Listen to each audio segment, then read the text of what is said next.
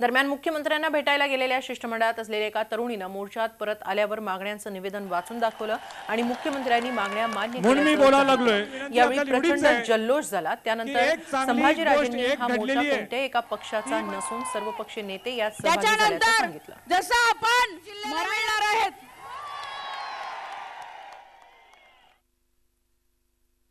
आज मुली तिथे जाऊन सभागृहात जाऊन आपल्या मागण्या ज्या आहेत त्या पूर्ण करून घेतलेल्या आहेत। कृपया करून तुम्हाला ही विनंती आहे, ऐकून घ्या। कृपया तुम्हाला ही विनंती आहे की सर्वांनी शांत बसून आपल्या मागण्या पूर्ण झाल्यात ते ऐकून घ्यायचं आहे।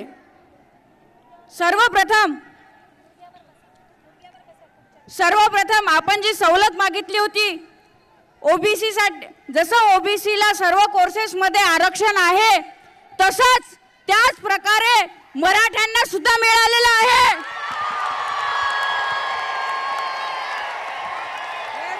पुढचा मराठा, लाख मराठा, ऐकून घ्या,